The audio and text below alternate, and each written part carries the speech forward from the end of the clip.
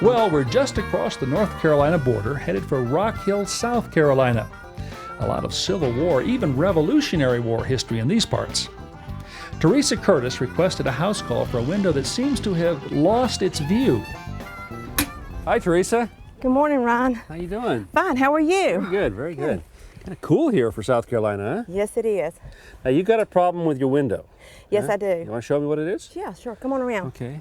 And which room is this? This is my son's room. The problem is clearly, or not so clearly, condensation between the panes of glass. Oh, yeah. Yeah, this is typical on these double glazed windows where you've got two pieces of glass and you got an airspace in between. Right. And then the seals around the edge fail. Right. You know what? I think should just replace this whole window. Okay. So why don't we make some measurements, All go right. down and pick up a new window, and then we'll come back and put it in. Okay, sounds good. Okay. To get the exact measurement of the window's rough opening, I'll need to remove the window trim. A wide putty knife between the wall and the pry bar keeps the wall from being damaged. Okay, we've got all of our window trim off now. This is what I'm looking for right here. This edge and this edge. This is our rough framing opening, and that's what we want to measure to make sure the new window will fit inside here. 34.5 inches.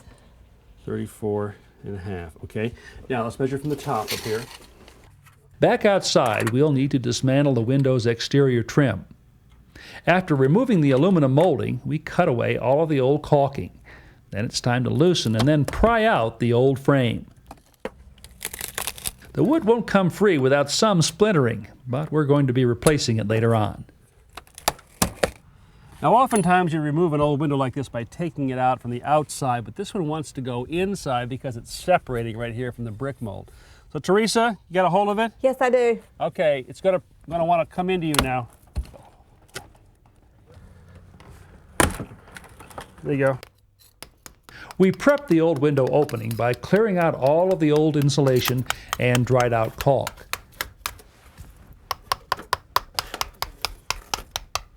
So go ahead and position this. You can bring the saw blade down. Because the old window's opening is a bit wider than what we'll need for the new window, Teresa cut some 1x4 pine that will act as a spacer to make up the difference.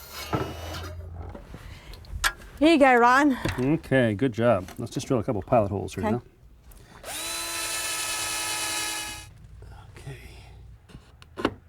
Okay, just tap that in, Teresa, if you would. Okay. All right, here's our new window. Okay. Set it right on the edge. Bring it back a little bit closer to the edge. There you go. And then just lay it down. Perfect. All right. Now, on the sides, there's this flange right here, Okay. which you want to bend down so that it's perpendicular to the side of the window. Now, that metal flange that we just bent down is going to get nailed to this 2x4 framing right here. It's really important that we get a good seal. I want to keep out the moisture and the drafts. So, Teresa, if you could just hand me the caulking gun. We're going to put a heavy bead of caulking right on the inside of that flange, starting here, going all the way down to the other end. After Teresa finishes caulking her side, all that's left to do is to slip the window into the opening. Okay, Teresa. Okay. We're going to set it right in now. Let me lift the bottom a little bit here. Now that's what I call a perfect fit. Now we head back inside to make sure the window is seated properly. Okay.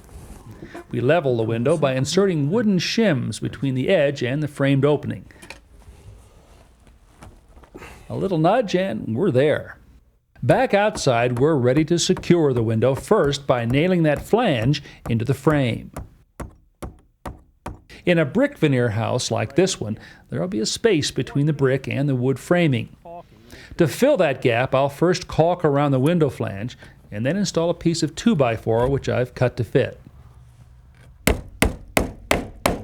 Then we fill the remaining gap with aerosol urethane foam insulation.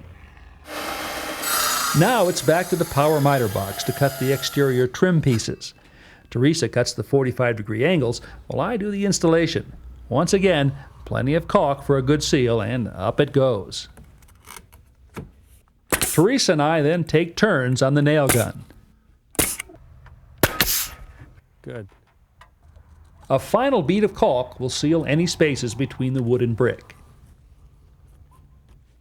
Well, we're back inside, and these are the shims or spacers that go between the window and the framing. I secure these shims with a nail gun.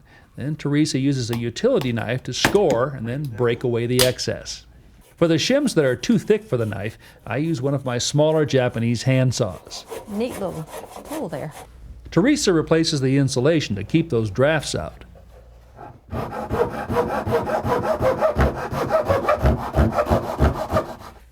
We surround the window with a casing which will conceal the space or gap between the window and the wall. Well, we are going to recycle one thing. This is the old windowsill, and we're going to slip it right in here. I just had to trim a little bit off. Okay. Then we add decorative molding Yes. on top of the casing. Okay, Teresa. On the line Okay. and flush at the top.